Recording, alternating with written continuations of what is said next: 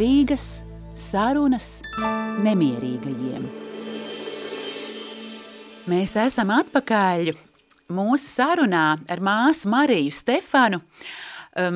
Paldies jums, ja joprojām esat ar mums kopā, klausītāji un skatītāji, jo jūsu uzmanībai tiek piedāvāta pirmā epizode Mieram tuvu raidierakstā Mierīgas sarunas nemierīgajiem.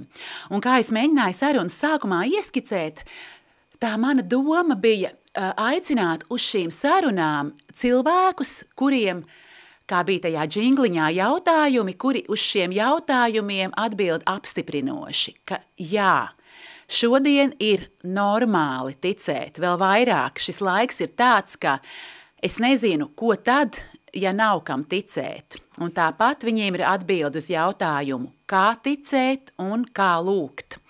Un liels paldies, ka mana sarunas biedrene šodien ir māsa Marija Stefana.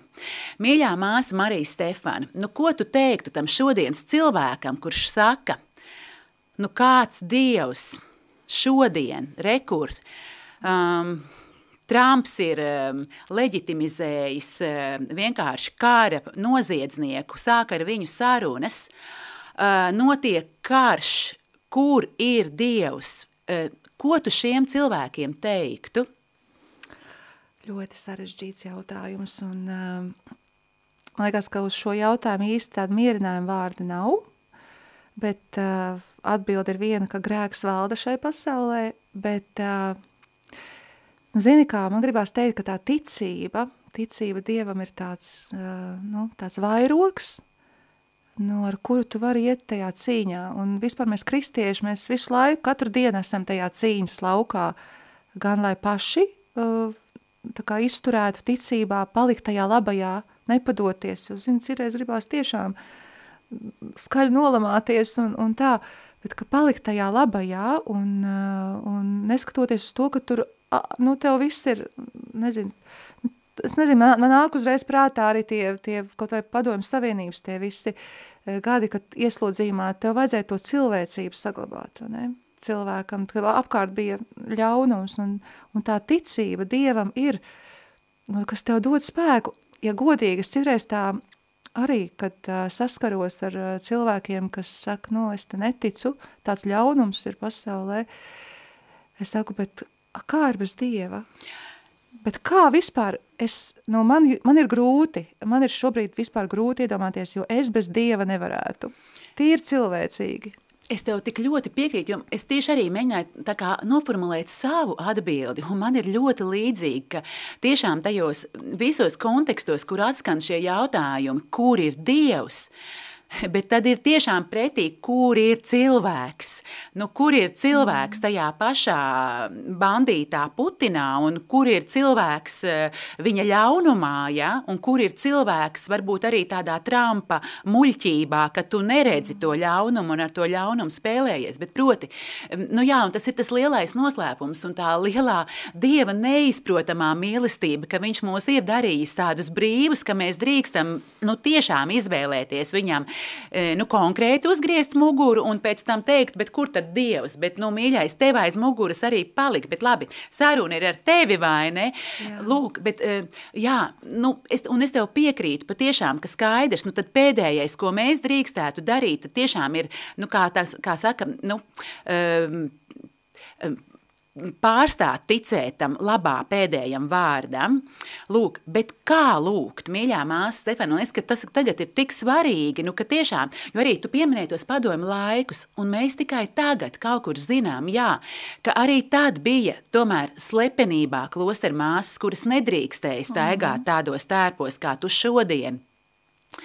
Un bija priesteri, kuri tika mocīti un nogalināti, bet kuri nezaudēja savu ticību. Proti, un arī vienkāršie cilvēki, ka tā lūgšanu bāze, tas lūgšanu pamats bija, un to mēs droši vien kaut kad mūžībā tikai redzēsim. Kā tas īsti strādā? Es nezinu, bet es arī ļoti paļaujos, ka neviena lūkšana, neviens Dievam veltīts laiks nav nomests zemē, ka tas viss krājas un to kaut kādu labā līdzsvaru tajā ļaunuma uzbrukumā patur. Bet ko tu teikt? Kā šodien lūgt? man tā pirmā lieta, kas man ienāca prāt arī saistībā ar to iepriekšējo tēmu, ko mēs runājam, ka mēs īstenībā, mēs visu pasauli nepārveidosim, bet mēs esam atbildīgi par sevi. Un vienkārši skatīties uz to, kāds es esmu cilvēks, kā māte Terēze no Kalkutas arī teica, ja tu gribi izmainīt pasauli, ej un mīli savu ģimeni, tad veidosim vispirms tās attiecības ar tiem saviem tuviniekiem, esam godīgi savā ģimenē, vai ne, esam labi, vienkārši labi kristieši, labi cilvēki, un tā, bet attiecībā uz lūkšanu, jā, neviena lūkšana nav bez augļiem, vai ne, kā Bībelē ir teicis, ka tas ir tā kā tāds lietus, vai ne, ka tas, viņš nepaliks bez augļiem, vai ne, kad lūkšana ir kā tāds lietus, kas līst, un pēc tam viņš atkal atgriežās atpakaļ un atkal līst, un arī pāvests Jānis Pāvils II, viņš ļoti lielu uzsvaru lika uz tiem kontemplatīvajiem ordeņiem, kur liekas, ka... Varbūt tu vari iekaviņās ielikt, ko tas nozīmē uz kontemplatīvajiem ordeņiem? Tie ir tie klosteri, kur cilvēki dzīvo tikai tajā klosterī, teritorijā, neiziet ārā. Mums tāds Latvijā ir viens, šobrīd Ikšķilē, tieši arī Karmela ordeņa māsas, un liekas ārēji, ka viņas tur neko nedara, bet īstenībā lūkšana, tas ir vislielākā misija, kad tu lūkšanā vari aiztiekties līdz jebkuram kontinentam, pie jebkura cilvēka, lūkšanai nav ierobežojumi. Un pāvis Jānis Pāvils II, viņš teica, ka tie ir tādas saliņas, pateicoties kurām vispār šī pasaule vispār vēl pastāv, ka viņi kā tādi vaļi uztur mūs. Jā.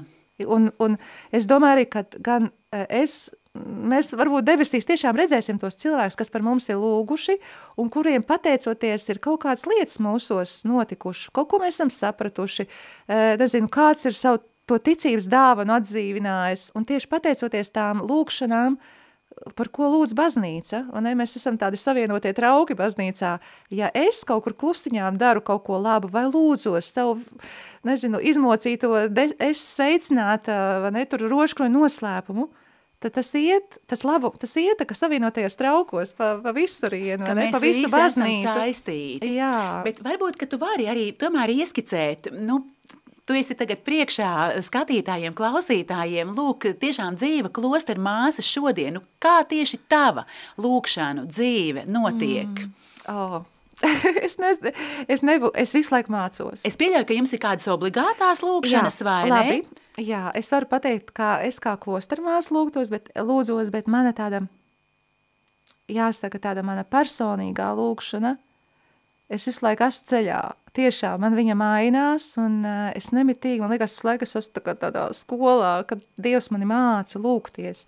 Jo arī lūkšana, es arī bērniem saku, tas nav tikai saliktas rokas, ka tu kaut ko prasi Dievam, ka to man dod, bet Dievs tev dos tāpat.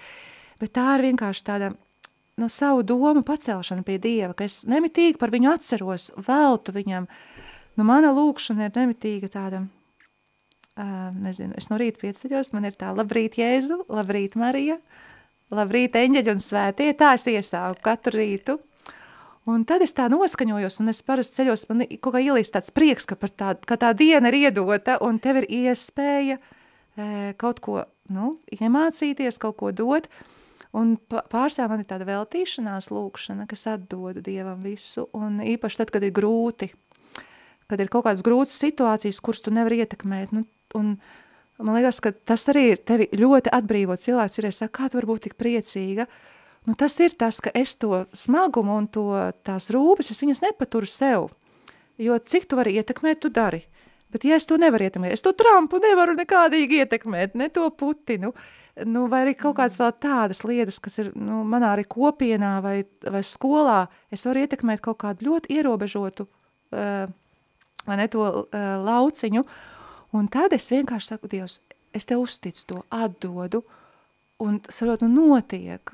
Es varu teikt, ka Dievs uzklausa visas manas lūkšanas. Paldies tev, miļā māsiņa. Es tev, ja drīkst arī tavām lūkšanām pievienot mieram tuvu izdevumu, mūsu izdevniecību, lai lietas notiek. Paldies, turpini fanot un arī caur lūkšanām. Jo, ja drīkst arī tāda iekaviņa, es biju te nesen ļoti jaukās rekolekcijās, es jau tev pirms raidījuma ieskicēju, un tur bija vienā dienā man uzdeva lasīt Jēzus runu pēc pēdējām vakariņām Jāņa evaņģēlijā. Un, jo man arī, tā kā es sev uzdevu to jautājumu, piemēram, tagad kā lūgties, tā kā tu teici bērniem, neskaitiet, ko jums vajag, jo būsim godīgi. Liekas, taču Dievs zina, ka mums vajag mieru Latvijā. Dievs jau zina, ka mēs, ka nevienam nevajag kāru. Dievs zina, ka mēs gribam lūgties par tiem nevainīgajiem cilvēkiem, kas cieš. Un tajā sarunā tu tā kā divas lietas. Ka no vienas puses viņš saka, un tajā dienā, kad viņš atgriezīsies un būs tā kunga klātbūtne, un tajā dienā jūs man neko nejautāsiet. Ka kaut kādā ziņā ar to Dieva klātbūtni pietiks. Bet dažus teikumus tālāk viņš saka, bet lūdziet manā vārdā, jūs vēl neko manā vārdā neesat lūguši, lūdziet un jūs saņemsiet. Un tad man likās, tas nozīmē, ka Dievam tā kā visas lūkšanas der, ja? Ka tiešām pat arī tas, ka vienkārši es tā kā ticu tavai klātbūtnē, es tev vienkārši veltu laiku, bet arī reizēm tiešām tā kā Dieva, Kristus vārdā es tev varu pateikt, tad tiešām es lūdzos par to mieru, kaut mums tas vienmēr mēs to baudītu Latvijā, ja? Un tā tālāk. Jā, lūk, es tagad gaidu tavu tā kā akceptu, kā klostermāsas. Es ļoti pievienojos, tiešām, bet es tagad tieši pabeidzu lasīt grāmatu, pirms pāvesta grāmatas lasīju to pārizdoto 100 lūkšanas, 100 vēstules par lūkšanu, klātesme ar Dievu, tā saucās. Jā. Tur īstenībā par vienu un to pašu, tā kā mēs arī Karmelā praktizējam šo iekšējo lūkšanu, jeb kluso lūkšanu, kas tur ir nosaukt par sirds lūkšanu. Un man pietika ar vienu teikumu tajā grāmatā, ka tu īstenībā savā lūkšanā pievienojies lūkšanai, kas tevī jau ir, jo Svētais Gars mūsos nemitīgi lūdzās. Jo Jēzus ir tas lūkšanas skolnieks, viņš jau mūsos tur tēvam raida lūkšanas, un mans uzdevums ir tikai pievienoties. Tas ir tā kā to savu uzmanību raidīt, tā kā ieiet savā sirdskambarī un būt ar Dievu, un tā lūkšana vienkārši notiek. Tas laiks veltītais, nezinu.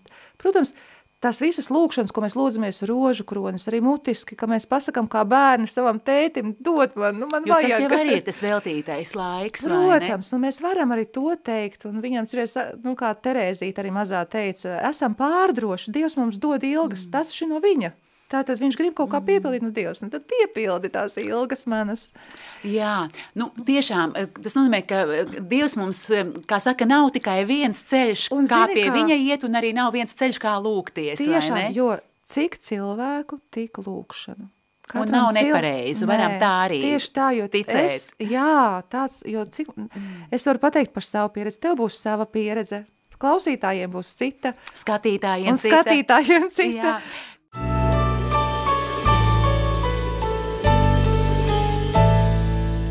Mierīgas sarunas nemierīgajiem.